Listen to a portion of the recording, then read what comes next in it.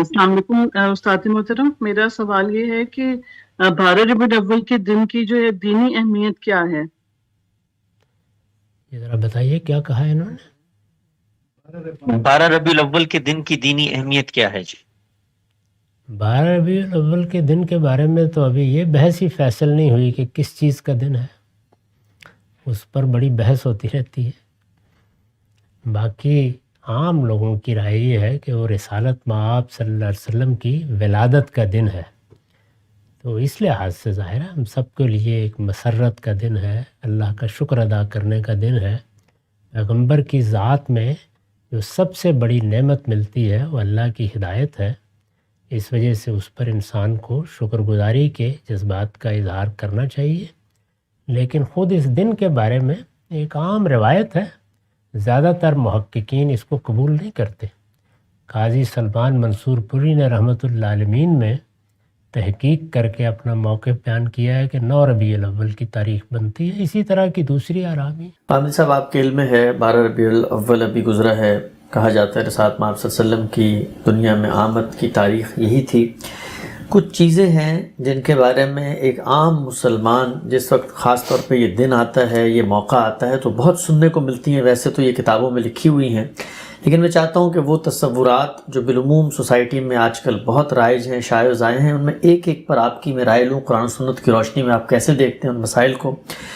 ہر جگہ ایک اسٹیٹمنٹ سننے کو ملتی ہے، رسالت مآب صلی اللہ علیہ وسلم سے اپنے تعلق کا اظہار لوگ کرتے ہیں، اپنے عشق کا اظہار کرتے ہیں، تو یہ کہتے ہیں کہ آپ صلی اللہ علیہ وسلم وجہ تخلیق کائنات تھے، آپ کی وجہ سے یہ کائنات بنی، گویا آپ کا یہ مقام اور مرتبہ ہے کہ کائنات وجود ہی میں نہ آتی اگر آپ نہ ہوتے۔ تو مجھے یہ بتائیے گا کہ یہ جو اسٹیٹمنٹ ہے یہ قرآن و سنت کی روشنی میں کیا کہی جا سکتی ہے؟ ایک مسلمان کو اس بات میں کیا رویہ اپنانا چاہیے؟ اللہ تعالیٰ نے کوئی کام کیسے کیا ہے، کس مقصد سے کیا ہے، اللہ تعالیٰ کی اپنی صفات کے کیا تقاضے ہیں، اس کا تنہا ماخذ اب قیامت تک کے لیے اللہ کی کتاب قرآن مجید ہے۔ جو کچھ بھی آپ کو کہنا ہے وہ قرآن مجید ہی کی بنیاد پر کہا جائے گا۔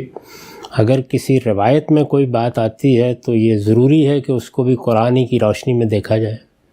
تو قرآن مجید نے اس کائنات کی پوری اسکیم سے متعلق جگہ جگہ اپنا نقطہ نظر بیان کیا ہے، اس میں اس طرح کی کوئی بات نہیں ہے۔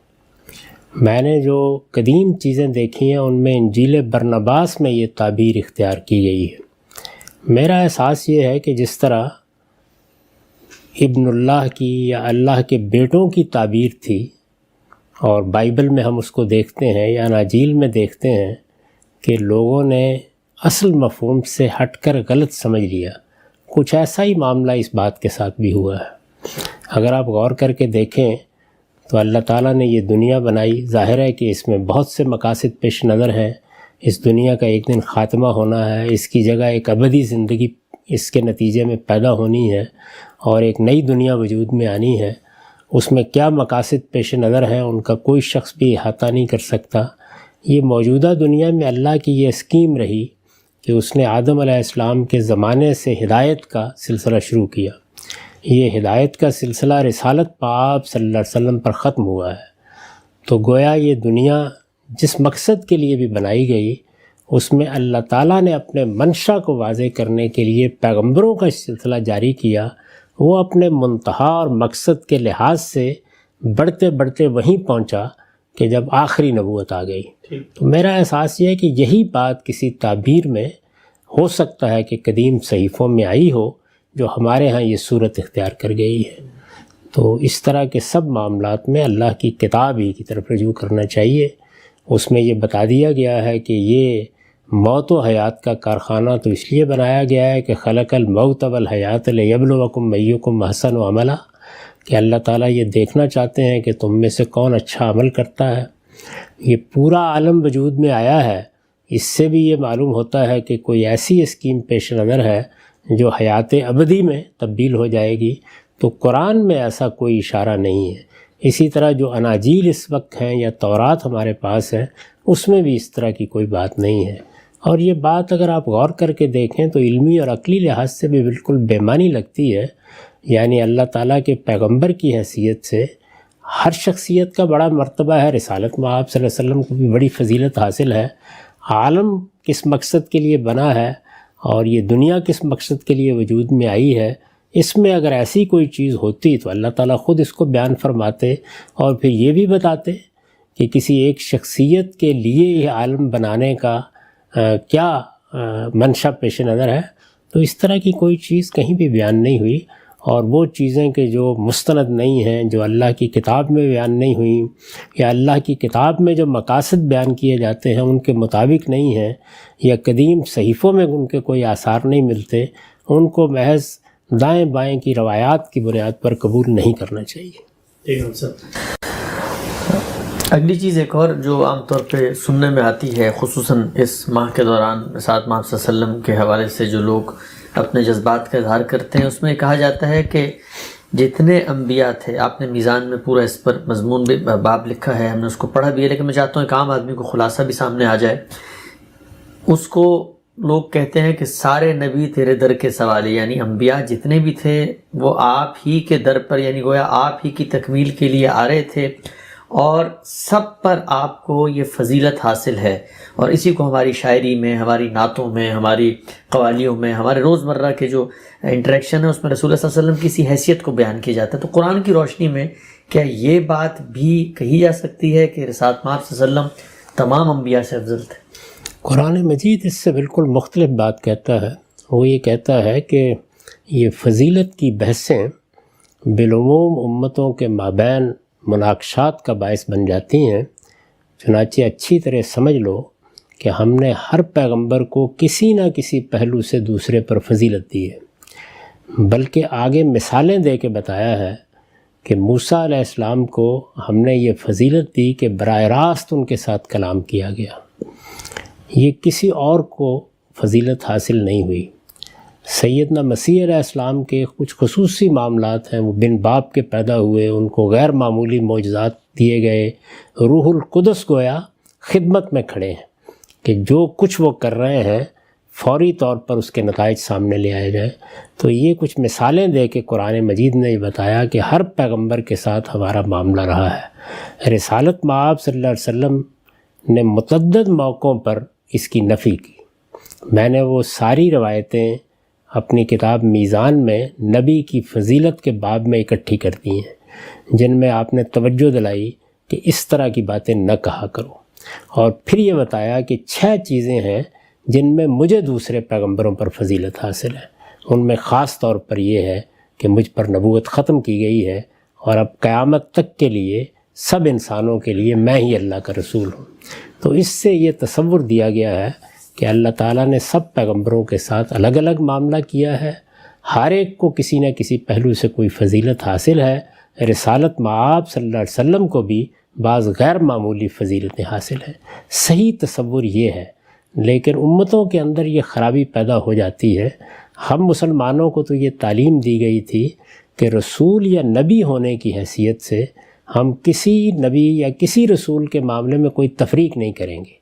اس امت کا کلمہ جامعہ قرآن میں یہ بیان ہوا ہے کہ لا نفرق بین احد من رسلہ، ہم اللہ کے پیغمبروں میں کوئی تفریق نہیں کرتے، یعنی یہ کہ وہ اللہ کے پیغمبر ہیں، یہ کہ اللہ نے ان کو منتخب کیا ہے، یہ کہ ایک بڑی ذمہ داری دی ہے، یہ کہ اللہ تعالیٰ نے ان کو فضیلتیں دی ہیں، ان سب پہلوؤں سے ہم پیغمبروں کو مانتے ہیں، ان پر ایمان لاتے ہیں۔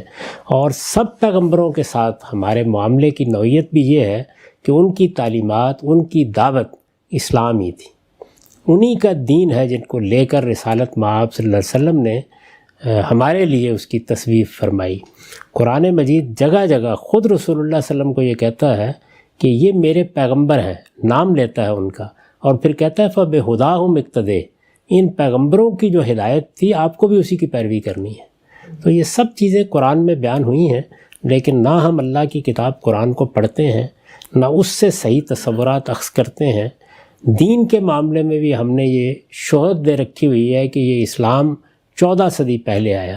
قرآن مجید جگہ جگہ تصریح کرتا ہے کہ یہ تو سب نبیوں کا دین ہے، اللہ کا دین ہمیشہ سے اسلام ہی رہا ہے، آدم علیہ السلام سے لے کے محمد الرسول اللہ تک ایک ہی دین پیش کیا گیا ہے۔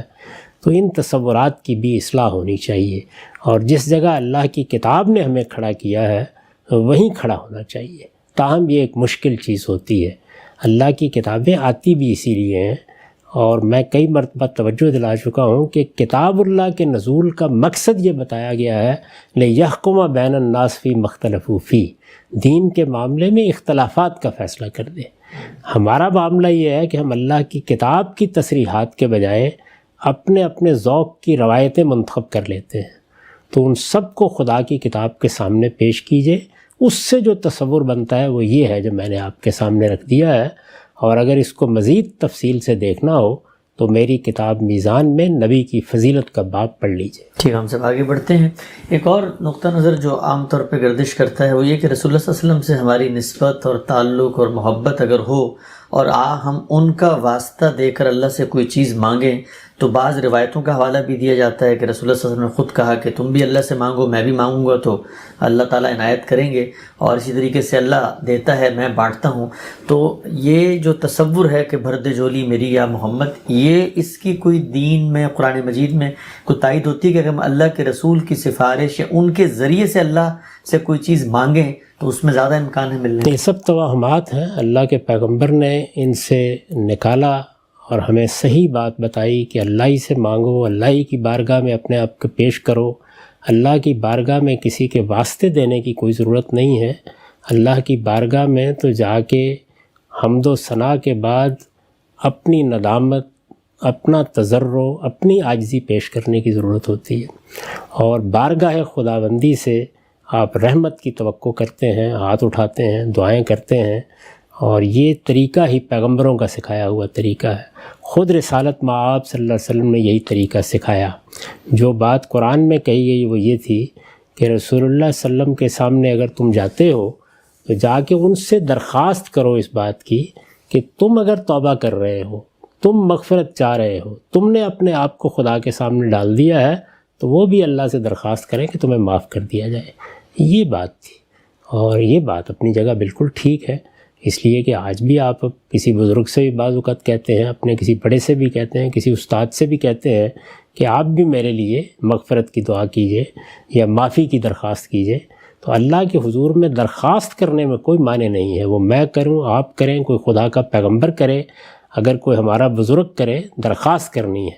لیکن یہ کہ اللہ کو کوئی واسطے دیے جا سکتے ہیں، یہ اجنبی تصور ہے۔ قرآن کے لیے بھی اور انبیاء علیہ السلام کی پوری تاریخ کے لیے بھی اللہ سے ہمیشہ براہ راست دعا کرنی چاہیے، اور ساری توقعات اللہ ہی سے وابستہ کرنی چاہیے۔ وہی جھولیاں بھرتا ہے، وہی تمنائیں پوری کرتا ہے، اسی کو مالک، اسی کو رب، اسی کو معبود سمجھ کر اس کے سامنے اپنی پیشانی رکھنی چاہیے۔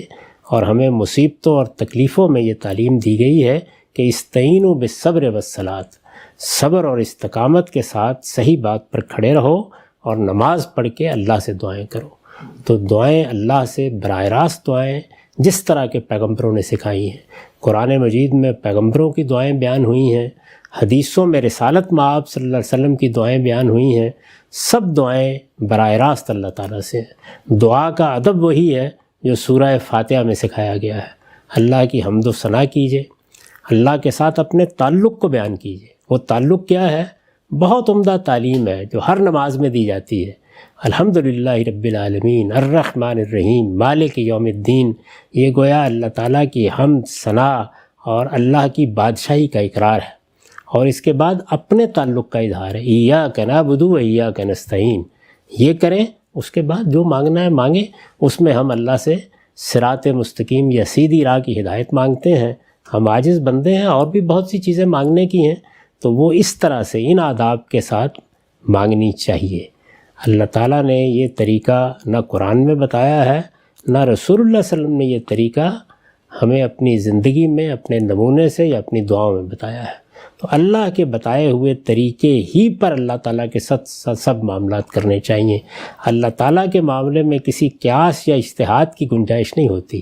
یہاں تو جو بات کہہ دی گئی، جس طرح کہہ دی گئی، جیسے بتا دی گئی، اسی طرح ہونی چاہیے۔ رہ گئی یہ بات کہ اللہ دیتا ہے اور میں بانٹتا ہوں، تو اس کا مقصد کیا ہے؟ اس کا مقصد یہ ہے کہ اللہ ہدایت دیتا ہے، اللہ کرم فرماتا ہے، اس نے غنی کیا ہے ہدایت دے کر، اس نے قرآن نازل کیا ہے، تو حضور فرماتے ہیں کہ میں وہ تقسیم کرتا ہوں۔ اسی طریقے سے یہ بات ان موقعوں پر کہی گئی جبکہ خمس وغیرہ کی تقسیم کا معاملہ تھا.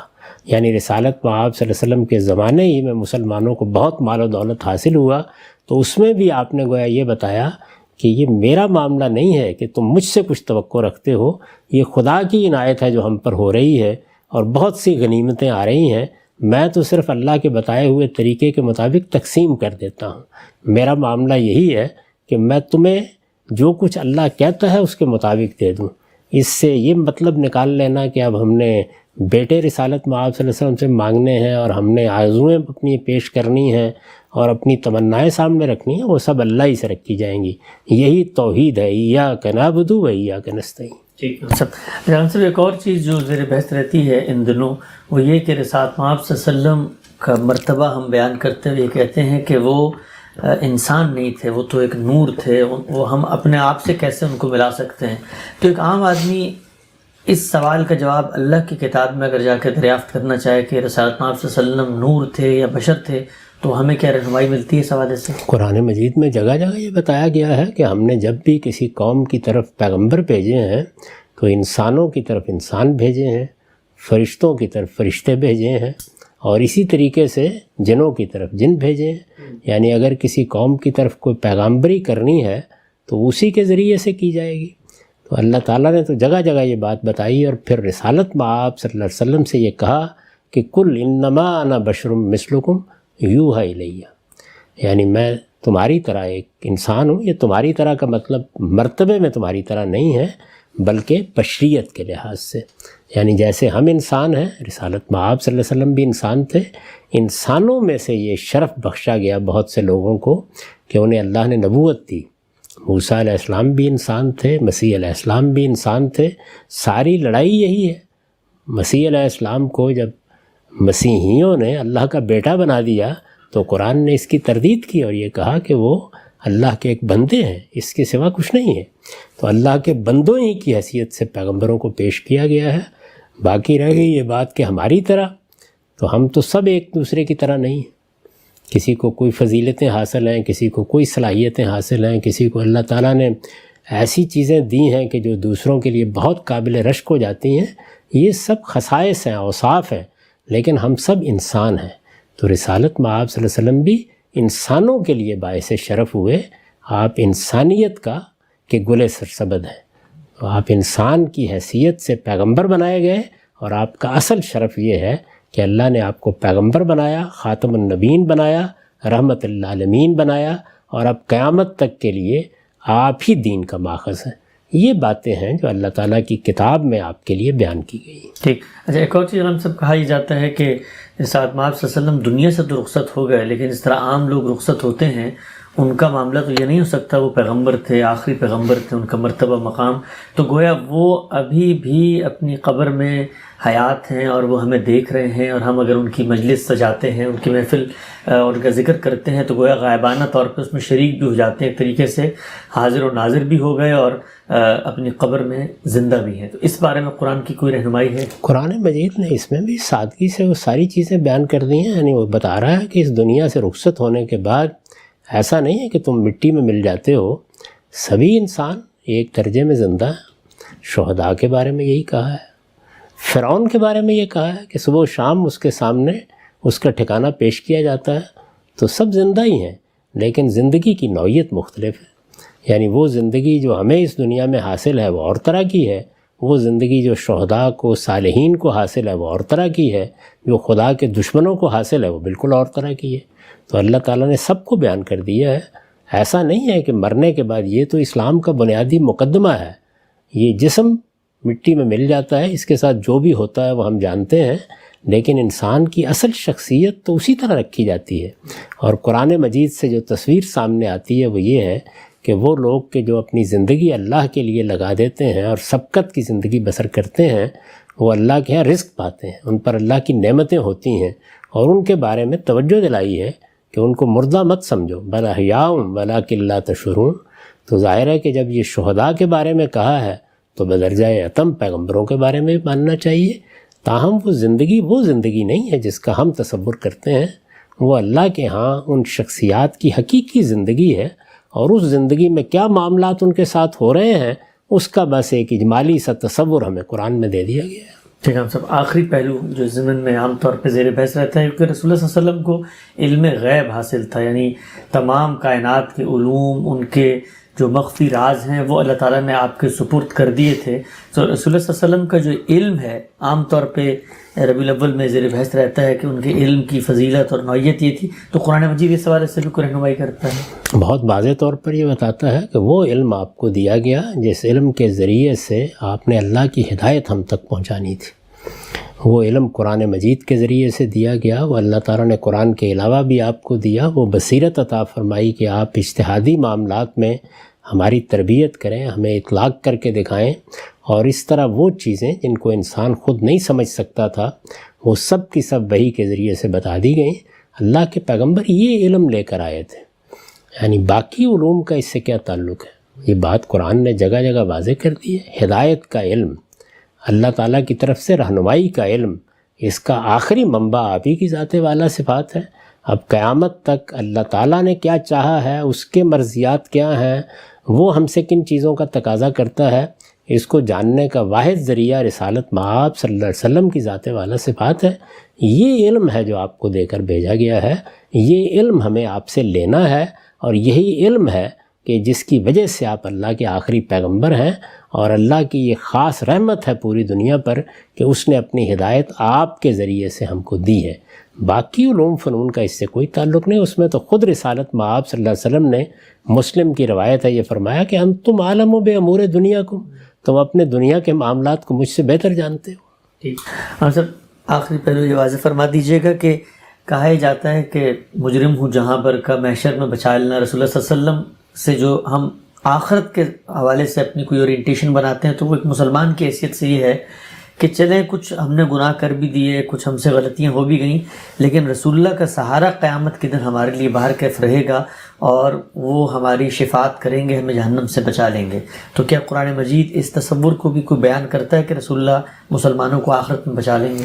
قرآن مجید نے بالکل واضح کر دیا ہے کہ قیامت میں تنہا منشا، تنہا فیصلہ اس کائنات کے خالق کا ہوگا، اور یہ بھی بتا دیا ہے کہ یہ کائنات کا خالق ہے کہ جو کسی پر عفو درگزر کرنے کے لیے یا کسی کو معاف کرنے کے لیے کسی کو بات کرنے کی اجازت دے گا۔ اس کی اجازت کے بغیر کوئی وہاں اپنی زبان نہیں کھول سکے گا، نہ کوئی مقرب فرشتہ، نہ کوئی پیر، نہ پیغمبر۔ ذات خداوندی کی طرف سے اذن جس کے لیے ہوگا، جس کو اذن ہوگا وہ بات کرے گا، اور بات بھی وہ ہوگی جو میرٹ پر ہوگی، سچائی کی ہوگی، اور ٹھیک ٹھیک بات ہوگی۔ تو اللہ کا ایک قانون ہے جو قرآن میں بیان ہوا ہے، اس قانون کے مطابق یہ سب معاملات ہوں گے۔ اس لیے لا اللہ ہی سے لگائیے، معافی اسی سے مانگیے۔ اگر رسالت مآب صلی اللہ علیہ وسلم کو بھی اذن ملے گا کہ ہم میں سے کسی کے بارے میں کچھ فرمائیں تو وہ اللہ کی عنایت سے ملے گا، اللہ کے کرم سے ملے گا، اللہ کے التفات سے ملے گا، اللہ کے عفو درگزر کا فیصلہ کرنے سے ملے گا، اللہ کی رحمت کا مستحق ہونے سے ملے گا۔ تو اس وجہ سے اللہ تعالیٰ نے قرآن میں جو تصور دیا ہے وہ یہ ہے۔ اس کو بھی اگر آپ تفصیل سے سمجھنا چاہیں تو میری کتاب میزان میں شفاعت کے باب کا مطالعہ کر لیں۔ ہم سب بہت شکریہ، بڑی تفصیل سے آپ نے وہ سارے تصورات جو بالعموم پیش کیے جاتے ہیں رسالت مآب صلی اللہ علیہ وسلم سے عقیدت اور محبت کے ضمن میں قرآن مجید کی روشنی میں ان کی تصدیق کی۔ آگے بڑھتے ہیں سلسلہ سوالات کو لے کے۔ ہم سب 12 ربیع الاول ابھی گزرا ہے، آپ نے دیکھا ہوگا قومی نشریات پر بھی اور دنیا بھر پہ میڈیا میں بھی ایک تبدیلی خود ہم نے پچھلے 10 سال میں دیکھی۔ آپ کی عمر زیادہ ہے، آپ نے مزید اس کا مطالعہ کیا ہوگا۔ ایک فیسٹیول کی صورت اختیار کر رہا ہے 12 ربیع الاول۔ پہلے لوگ کہیں نعت کی مجلس سجا لیتے تھے، اب کیک بھی کٹتے ہیں، اس کا نام بھی عید رکھ لیا گیا ہے، اور باقاعدہ عید میلاد النبی کی نمازوں کا بھی اب اہتمام ہو رہا ہے کہ 2 رکعت فلاں جگہ پہ جمع ہو کر ہم عید میلاد النبی کی نماز پڑھیں گے۔ جلوس جلسے نکل رہے ہیں، تو یہ جو پوری کی پوری ایک نیا تہوار بنتا ہوا نظر آ رہا ہے، اور ہم یہ بھی دیکھ رہے ہیں کہ وہ مسالک جو پہلے اس سے ہم آہنگی محسوس نہیں کرتے تھے وہ بھی اس میں شامل ہو گئے، سبھی اس کو منا رہے ہیں۔ تو اگر یہی سلسلہ آگے جاری رہا تو آپ کو لگتا ہے کہ یہ جو دین کی روایت ہے اس کے اندر ایک نئی چیز کا اضافہ یا انحراف کا کوئی موقع یا امکان کے پہلو سامنے آتا ہے؟ دیکھیے، میں اپنا یہ ذوق بارہا بیان کر چکا ہوں کہ اللہ کے معاملے میں، اللہ کے رسول کے معاملے میں، دین کے معاملے میں ہمیں خود اللہ کے رسول ہی نے یہ تعلیم دی ہے کہ ما انا علیہ و اصحابی پر رہو، یعنی جو صحابہ کا طریقہ تھا۔ نہ صحابہ سے بڑھ کر کسی کو محبت کے دعوے کرنے چاہیے، نہ صحابہ سے بڑھ کر کسی کو تعلق خاطر کا ادعا رکھنا چاہیے، وہ ہمارے لیے بہترین نمونہ ہے۔ جو چیزیں دین سے متعلق ان کے زمانے میں ہوئی ہیں وہی ہم جاری رکھیں گے۔ ظاہر ہے کہ وہ حضور کے اذن سے ہوئی ہیں، اللہ کے پیغمبر کی ہدایت کے مطابق ہوئی ہیں، انہی پر عمل جاری رکھیں گے، ان میں کوئی اضافہ نہیں کریں گے، کوئی خرابی نہیں پیدا کریں گے۔ باقی رہ گئی یہ بات کہ کوئی آدمی اس پر خوشی محسوس کرتا ہے، وہ کوئی خیرات کر دیتا ہے، یا اس موقع کے اوپر آپ کو مجلس منعقد کر کے اس میں رسالت مآب صلی اللہ علیہ وسلم کی سیرت بیان کر دیتے ہیں، اس میں کوئی حرج کی بات نہیں۔ تاہم یہ بات یاد رکھنی چاہیے کہ رسول اللہ صلی اللہ علیہ وسلم اس سے بہت بلند ہے کہ آپ کو ایک دن کی شخصیت بنایا جائے۔ آپ ہر روز کی شخصیت ہیں، ہمارے ایک ایک دن کی شخصیت ہے، ایک ایک رات کی شخصیت ہے، یہ پوری زندگی آپ کے ساتھ وابستہ ہے، اور آپ کے ذکر کو بلند کرنے کا اللہ نے اہتمام کر رکھا ہوا ہے۔ ہر 5 وقت آپ جانتے ہیں کہ مسجدوں سے آواز بلند ہوتی ہے، اشہد ان محمد الرسول اللہ۔ تو رسالت مآب صلی اللہ علیہ وسلم کو ان عام شخصیات سے بالکل منفرد، بالکل بلند اور الگ ہونا چاہیے، اور اس کا تقاضا یہی ہے کہ ہر روز آپ کا روز ہو، ہر دن آپ کا دن ہو، کوئی ایک دن آپ کے لیے خاص نہیں کیا جا سکتا۔ یہ میرا ذوق نہیں ہے۔ تاہم جتنی چیزیں میں نے عرض کر دی ہیں وہ اگر شائستگی سے ایک دائرے کے اندر ہوں تو ان میں کسی جگہ بھی کوئی حرج نہیں۔ آپ روز ایسی مجالس منعقد کریں جس میں رسول اللہ صلی اللہ علیہ وسلم کی سیرت بیان کی جائے، آپ کے اخلاق لوگوں کو بتائے جائیں، آپ کی تعلیمات سے متعارف کرایا جائے، اس میں کوئی معنی نہیں ہے۔ اسی طرح خاص اس دن بھی اگر کوئی خوشی کا اظہار آدمی کر لیتا ہے تو ایک دائرے کے اندر اس کو بھی ملحوظ رکھا جائے گا، لیکن اس کو صحابہ کرام کے طریقے کے قریب رکھنا چاہیے۔ یعنی رسول اللہ صلی اللہ علیہ وسلم کے صحابہ سیدنا ابو بکر، سیدنا عمر، سیدنا عثمان، سیدنا علی، اسی طرح جتنے باقی صحابہ ہیں ان کو اللہ نے اقتدار دیا، قوت دی، سلطنت ہوئی، وہ چاہتے تو ہنگامہ برپا کر دیتے، جشن مناتے، لیکن یہ طریقے انہوں نے اختیار نہیں کیے۔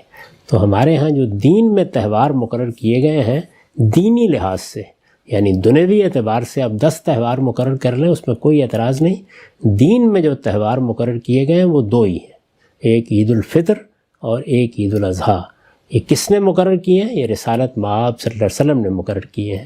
تو آپ کی پیروی میں تہوار تو یہی رہیں گے، باقی کسی کے جذبات کا اظہار، محبت کا اظہار، تعلق خاطر کا اظہار، سیرت کا بیان، لوگوں کی تعلیم، یہ سب چیزیں بالکل ٹھیک ہیں، ان میں کوئی اعتراض نہیں۔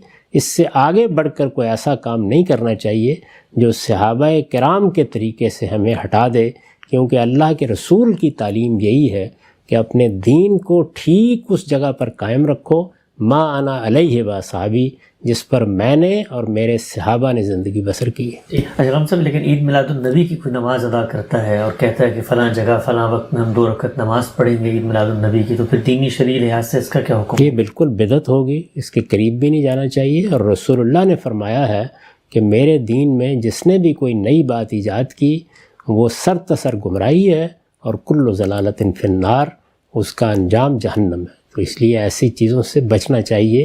یہی چیز سورہ اعراف میں بیان کی ہے، جہاں 5 ان چیزوں کا ذکر کیا ہے جن کو اللہ نے حرام قرار دیا ہے، ان بنیادی چیزوں کا۔ تو اس میں یہ بتا دیا گیا ہے کہ ان تقولوا علی اللہ ما لا تعلمون، اللہ کی نسبت سے کوئی ایسی بات نہ کرو کہ جس کو تم نہیں جانتے۔ اگر کوئی نماز اس دن پڑھنا ہوتی تو اللہ کے رسول اس کو شروع کرتے، قائم کرتے۔ خود آپ کا کیا طریقہ تھا؟ اگر لوگ اس کو اختیار کریں تو کتنی پاکیزہ بات ہے کہ لوگوں نے پوچھا کہ آپ پیر کا روزہ رکھتے ہیں، تو فرمایا کہ ہاں اس دن میری پیدائش ہوئی تھی۔ تو اگر لوگوں نے اس یاد کو قائم رکھنا ہے تو ایسا کیوں نہ کریں کہ اس دن روزہ رکھیں، رسالت مآب صلی اللہ علیہ وسلم کی اتباع بھی ہوگی، پیروی بھی ہوگی۔ میں جو بنیادی بات عرض کر رہا ہوں وہ یہ ہے کہ اللہ کے رسول اور رسول اللہ صلی اللہ علیہ وسلم کے صحابہ، یعنی محمد الرسول اللہ والذین معہ، ان کے طریقے ہی پر قائم رہنے کا نام دین ہے۔ دین میں اس سے آگے کچھ نہیں ہو سکتا۔ جی استاد محترم سے میرا سوال نبی صلی اللہ علیہ وسلم کی فضیلت سے متعلق ہے کہ کسی نبی کا دوسروں پر کلی فضیلت رکھنا تفریق بین الرسل کیسے ہے، کیونکہ قرآن خود بعض رسولوں کو اولو العزم رسول کہتا ہے۔ اسی طرح سورہ صف کی آیت نمبر 6 میں آپ نے انجیل یوحنا سے حضرت عیسیٰ کا قول نقل کیا ہے کہ دنیا کا سردار آتا ہے اور مجھ میں اس کا کچھ نہیں۔ اسی طرح سے کچھ حدیث بھی ہیں جس میں نبی صلی اللہ علیہ وسلم خود کو اولاد آدم کا سردار، مقام محمود، شفاعت کبریٰ، لواء الحمد اور جنت میں سب سے پہلے داخل ہونے والے فرماتے ہیں۔ اسی طرح معراج میں آپ نے انبیاء کی امامت فرمائی، تو اگرچہ یہ رویا ہو یا جسمانی، تو اس میں آپ تھوڑی وضاحت فرما دیجیے گا۔ یہ وضاحت آپ نے خود کر دی، وہی بات ہے جو اللہ تعالیٰ نے قرآن میں کہی ہے کہ ہم نے پیغمبروں کو فضیلتیں دی ہیں اور اس میں ایک کو دوسرے پر زیادہ بھی فضیلت دی ہے۔ یہ بات تو اصول میں معلوم ہو گئی۔ اب کس کو کیا فضیلت حاصل ہے، یہ آپ نے بہت سی باتیں قرآن حدیث سے رسول اللہ کے بارے میں بیان کر دیں، لیکن خود رسالت مآب صلی اللہ علیہ وسلم نے جب اس سوال کا جواب دے دیا ہے، اور وہ بھی روایتوں میں نقل ہو گیا ہے، اور صحیح روایتوں میں نقل ہو گیا ہے، یعنی فن حدیث کی روح سے جن روایتوں کو صحیح کہا جا سکتا ہے، تو پھر اس پر اپنی طرف سے کچھ کہنے کی جسارت نہیں کرنی چاہیے۔ رسول اللہ صلی اللہ علیہ وسلم نے فرمایا ہے کہ 6 چیزیں ہیں جس میں مجھے دوسرے پیغمبروں پر فضیلت دی گئی ہے۔ قرآن مجید نے بتا دیا ہے کہ بعض فضیلتیں دوسروں کو بھی حاصل ہیں۔ مثلا سیدنا موسیٰ علیہ السلام کے بارے میں قرآن نے صراحت کر دی ہے کہ ان کو جس طرح اللہ تعالیٰ کے ساتھ مکالمے کا شرف حاصل ہوا وہ کسی اور کو حاصل نہیں ہوا۔ اسی طرح کا معاملہ سیدنا مسیح کا ہے۔ رسالت مآب کو جو فضیلتیں حاصل ہیں وہ اس روایت میں گن کر آپ نے بتا دی ہیں، بس وہاں تک بات کو محدود رکھنا چاہیے۔ جب آپ نے خود ایک سوال کا متعین جواب دے دیا تو پھر اس کو میری یا آپ کی طرف سے موضوع نہیں بننا چاہیے۔ فرمایا کہ یہ تم سے عذاب کا مطالبہ کرتے ہیں۔ ظاہر ہے یہ مطالبہ جگہ جگہ جب قرآن مجید اس طرح کی تنبیہات فرماتا ہے تو یہ ان کی طرف سے سامنے آ جاتا ہے۔ وَمَا أَرْسَلْنَاكَ إِلَّا رَحْمَةً لِّلْعَالَمِينَ، یہ تم سے عذاب کا مطالبہ کرتے ہیں، اور ہم نے اے پیغمبر تم کو جو بھیجا ہے تو دنیا والوں کے لیے رحمت بنا کر بھیجا ہے۔ یعنی اللہ تعالیٰ پیغمبروں کو عذاب کے لیے نہیں بھیجتے، اس لیے بھیجتے ہیں کہ وہ دنیا والوں پر رحمت کرنا چاہتے ہیں۔ وہ چاہتے ہیں کہ دنیا والوں پر رحم فرمائیں، اور ان کی رحمت کا سب سے بڑا ظہور ان کی طرف سے آنے والی ہدایت ہے۔ انسان کو اس دنیا میں اگر ابتلا کے لیے بھیجا گیا ہے تو سب سے بڑی ضرورت کیا ہے؟ ہدایت کی ضرورت ہے۔ یعنی میں کامیاب ہوں، مجھے معلوم ہو جائے کہ مجھ سے میرے پروردگار کا مطالبہ کیا ہے۔ اس سے بڑی کوئی نیکی، اس سے بڑا کوئی خیر نہیں ہو سکتا کہ کچھ لوگ یہ بتانے میں اپنی زندگی لگا دیں کہ لوگوں یہ دنیا کس لیے بنائی گئی ہے اور اس کا انجام کیا ہونے والا ہے۔ سب سے بڑی بات یہی ہے جو دروازوں پر دستک دے کے انبیاء نے بتائی ہے۔ اللہ کے پیغمبر اس کی منادی کرتے ہیں۔ تو یہ فرمایا کہ یہ منادی کیوں کی جا رہی ہے، یہ تمہیں کیوں بتایا جا رہا ہے، اس کے لیے تمہارے اندر سے میں نے پیغمبروں کا انتخاب کیوں کیا ہے، اور اب محمد الرسول اللہ کو کیوں بھیجا ہے؟ میں تم پر رحمت کرنا چاہتا ہوں۔ یہ رحمت کے منادی بنا کر بھیجے گئے ہیں۔ وَمَا أَرْسَلْنَاكَ إِلَّا رَحْمَةً لِّلْعَالَمِينَ، اور ہم نے اے پیغمبر تم کو جو بھیجا ہے تو دنیا والوں کے لیے رحمت بنا کر بھیجا ہے۔ یعنی اللہ نے جب دنیا والوں پر کرم فرمانا چاہا ہے، اللہ نے جب دنیا والوں کے لیے اپنی رحمت کو عام کرنا چاہا ہے تو پیغمبر کی بعثت کر دی ہے، تاکہ وہ دنیا کو ہدایت دے اور اس ہدایت سے بہرہ یاب ہو کر لوگ اللہ کی ابدی بادشاہی حاصل کر لیں۔ نتیجے کے لحاظ سے اس سے بڑا رحمت کا کوئی مضمون نہیں ہو سکتا۔ تو یہ اس کا حوالہ دیا اور بتایا کہ میں نے تو عذاب کے لیے پیغمبر نہیں بھیجے، تم پیغمبر کے آنے کے بعد بیٹھ گئے ہو کہ تم عذاب خریدو گے، میں تو رحمت کر رہا تھا تمہارے اوپر۔ قُلْ إِنَّمَا يُوحَىٰ إِلَيَّ أَنَّمَا إِلَٰهُكُمْ إِلَٰهٌ وَاحِدٌ فَهَلْ أَنْتُمْ مُسْلِمُونَ، ان سے کہہ دو کہ میری طرف تو صرف یہ وحی کی جاتی ہے کہ تمہارا معبود ایک ہی معبود ہے، تو کیا تم اپنے آپ کو اس کے حوالے کرتے ہو؟ فَهَلْ أَنْتُمْ مُسْلِمُونَ، یعنی پیغمبر جو منادی کر رہے ہیں وہ کیا ہے؟ وہ یہ ہے کہ اس دنیا کے بعد ایک نئی دنیا وجود میں آنے والی ہے جس کے وارث میرے نیکوکار بندے ہوں گے. یہ منادی ہے. اور یہ منادی کس لیے کی جا رہی ہے؟ اس لیے کہ اللہ اس دنیا والوں پر رحمت فرمانا چاہتا ہے، اور وہ آ کے کیا بات منوانا چاہ رہے ہیں وہ یہ بات ہے کہ تمہارا معبود ایک ہی معبود ہے. یہاں اس پروردگار کی معرفت پر تمہاری زندگی اور تمہاری کامیابی کا انحصار ہے. وہ ایک ہی ہے. اس کو ایک ہی معبود کی حیثیت سے مانو اور اپنے آپ کو اس کے حوالے کر دو. یہ اپنے آپ کو حوالے کر دینا ہے جس کو عربی زبان میں اسلام کہتے ہیں. اسلام کا مطلب یہ ہے کہ میں نے اپنا وجود اپنے پروردگار کے حوالے کر دیا. میں نے اپنی انا کو، میں نے اپنی خودی کو، میں نے اپنے فیصلوں کو، میں نے اپنی مرضی کو اس کے سامنے سرنڈر کر دیا. سیدنا ابراہیم نے ایک موقع پر یہ بات کہی تھی کہ اسلمت لرب العالمین، میں نے اپنا آپ تیرے سپرد کر دیا ہے پروردگار. اسی سے یہ اسلام کا لفظ پیدا ہوا اور اس کے ماننے والوں کو مسلمان کہا گیا. تو ارشاد فرمایا کہ میری تو منادی یہی ہے. میں اور کیا کہہ رہا ہوں کہ تمہارا معبود ایک ہی معبود ہے اور تم اس کے سامنے کیا اپنے آپ کو حوالے کر دینے کے لیے تیار ہو؟ فَهَلْ أَنْتُمْ مُسْلِمُونَ. ارشاد ہوا فَإِن تَوَلَّوْا فَقُلْ آذَنْتُكُمْ عَلَىٰ سَوَاءٍ. پھر اگر وہ اعراض کریں، منہ موڑیں، نہ سنیں تمہاری بات، تو کہہ دو کہ میں نے تم سب کو یکساں خبردار کر دیا. یعنی میں نے یہاں آ کے کوئی اپنے دوست احباب کا انتخاب کر کے الگ سے ان کو یہ خوشخبری نہیں سنائی. میں نے تم سب کو یکساں خبردار کر دیا ہے. میں نے لکھا ہے یعنی امیر و غریب، چھوٹے بڑے، لیڈر اور پیرو، سب کو بغیر کسی فرق و تمیز کے خبردار کر دیا. ایک ایک شخص کو بتا دیا ہے کہ خدا کے حوالے کر دو. ارشاد ہوا کہ وَإِنْ أَدْرِيَ قَرِيبٌ أَمْ بَعِيدٌ مَا تُوعَدُونَ. میں نہیں جانتا کہ وہ وقت قریب ہے یا دور جس کا تم سے وعدہ کیا جا رہا ہے. میں یہ بتا سکتا ہوں کہ وہ وقت آنے والا ہے، لیکن میں یہ نہیں بتا سکتا کہ وہ کب آئے گا. إِنَّهُ يَعْلَمُ الْجَهْرَ مِنَ الْقَوْلِ وَيَعْلَمُ مَا تَكْتُمُونَ. اب معاملہ خدا کے حوالے ہے.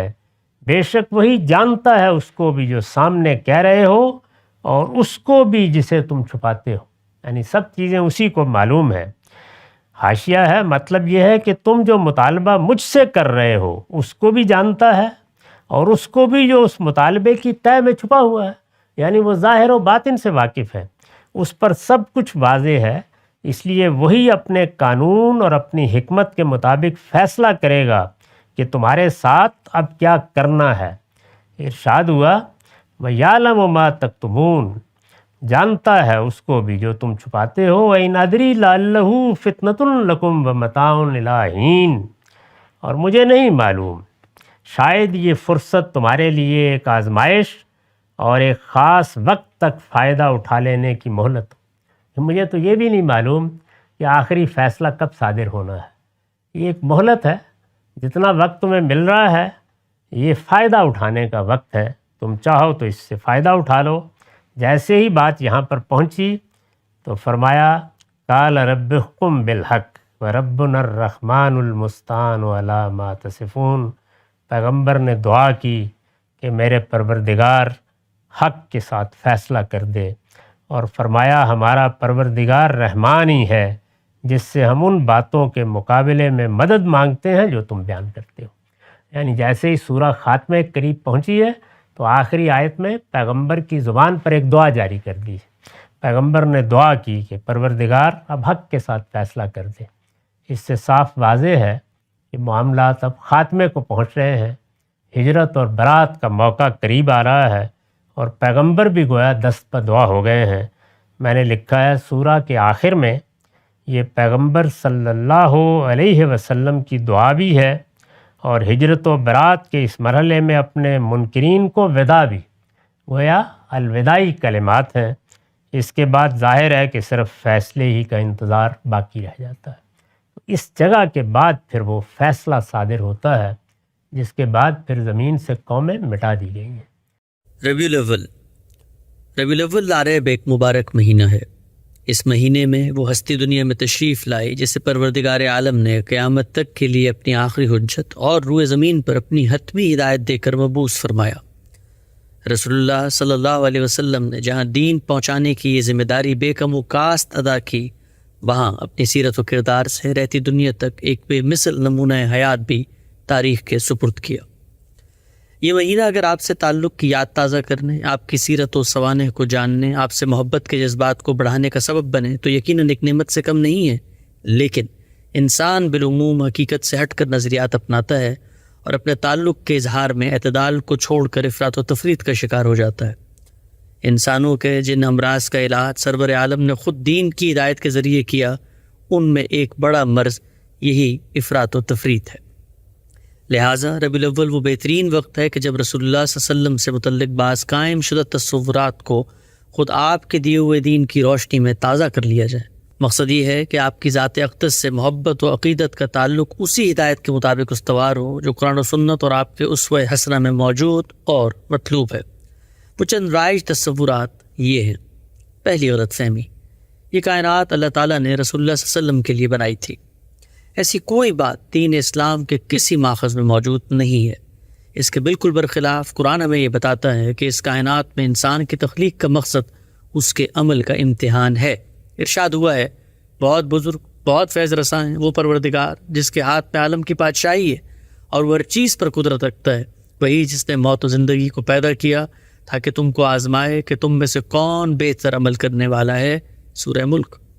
انبیاء کرام صرف اللہ کا یہ پیغام لے کر دنیا میں آتے ہیں۔ اللہ تعالیٰ ان کو اپنی ہدایت پہنچانے کی ذمہ داری تفویض کرتے ہیں۔ اس ذمہ داری کی انجام دہی میں وہ تنکا برابر بھی کمی یا زیادتی نہیں کر سکتے۔ دوسری غلط فہمی، رسول اللہ سے عشق کی جنت میں لے جائے گا۔ جنت میں جانے کے حوالے سے جو معیار قرآن مجید میں موجود ہے اور جو معیار پوری زندگی خود رسول اللہ صلی اللہ علیہ وسلم نے پیش فرمایا، وہ یہ ہے کہ انسان اللہ پر سچا ایمان رکھے، اس کی شریعت پر عمل کرے، اس کے پیغمبروں کو اللہ کا فرستادہ مانے، ان کی اطاعت کرے، اس لیے کہ وہی اللہ کی ہدایت پہنچاتے ہیں، ان سے محبت رکھے، ان کے حکم کے آگے سر تسلیم خم کرے، آخرت پر پختہ ایمان لائے، نیک عمل کرے اور اخلاقی برائیوں سے بچا رہے۔ تیسری غلط فہمی، سارے نبی تیرے در کے سوالی۔ قرآن مجید نے ہمیں یہ بتایا ہے کہ اللہ کے نزدیک دین ہمیشہ سے ایک ہی رہا ہے اور وہ اسلام ہے۔ اسی دین کو دنیا کے کونے کونے تک پہنچانے کے لیے اللہ تعالیٰ نے انبیاء کرام کا سلسلہ جاری فرمایا۔ اس سلسلے کے پہلے پیغمبر سیدنا آدم تھے۔ یہ ابلاغ اللہ نے قوموں کے انتخاب کے ذریعے بھی کیا۔ اس سلسلے میں امام الرسول کی حیثیت سیدنا ابراہیم کو حاصل ہے۔ اس مشن کے لیے نبوت ان کی ضروریت میں خاص کر دی گئی۔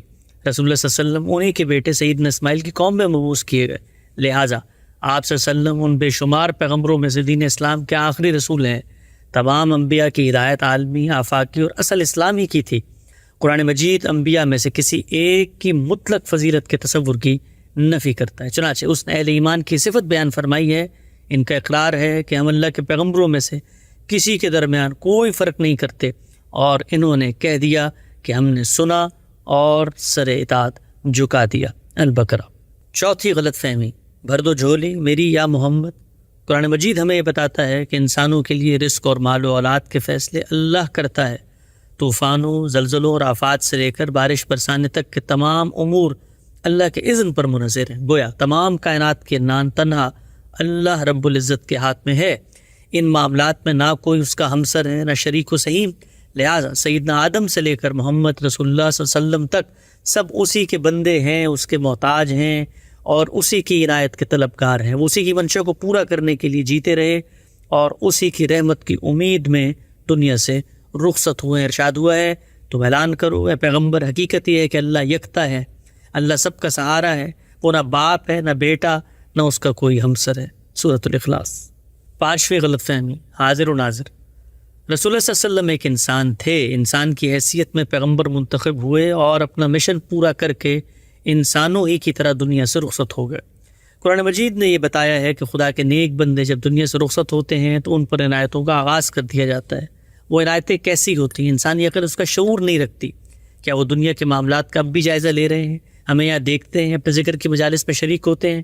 یہ سب دعوے ایسے ہیں کہ جن کی کوئی دلیل کسی دینی ماخذ میں موجود نہیں ہے۔ لہٰذا ان امور کے حوالے سے ہم کوئی بھی دعویٰ اللہ تعالیٰ کی تصدیق کے بغیر محض اپنے تخیل سے نہیں کر سکتے۔ چھٹی غلط فہمی، مجرم ہوں جہاں بھر کا محشر میں بچا لینا۔ مغفرت کا حق صرف اور صرف اللہ تعالیٰ کو حاصل ہے، محشر میں بچانے اور سزا دینے کا اختیار بھی اسی کو حاصل ہے۔ سورہ زمر میں ارشاد ہوا ہے، کیا انہوں نے خدا کو چھوڑ کر دوسروں کو شفیع بنا رکھا ہے؟ ان سے کہو کیا وہ شفاعت کریں گے خواہ ان کے لیے اختیار میں کچھ نہ ہو اور وہ کچھ نہ سمجھتے ہوں؟ کہہ دو کہ شفاعت تمام تر اللہ ہی کے اختیار میں ہے، زمین و آسمان کی بادشاہی اسی کی ہے، پھر تم اس کی طرف لوٹائے جاؤ گے۔ چنانچہ جہاں بھر کا مجرم بننے کی سزا سے کوئی نہیں بچا سکتا، وہاں اللہ انصاف کریں گے، اور انہوں نے یہ بیان کر دیا ہے اس دن جب وہ بولیں گے جنہیں رحمان اجازت دے اور وہ صحیح بات کہیں۔ سورۃ النبأ۔ لہٰذا نبی کی شفاعت کا مطلب یہ نہیں ہے کہ مجرم کو بچا کر انعام یافتہ بنا دیا جائے۔ شفاعت بندے کی طرف سے توبہ، رجوع، ازالے اور استغفار کے بعد خدا کی بارگاہ میں عذر قبول کرنے کی درخواست ہے، اور اللہ کے ہاں ایسی درخواستیں میرٹ پر قبول یا رد ہوتی ہیں۔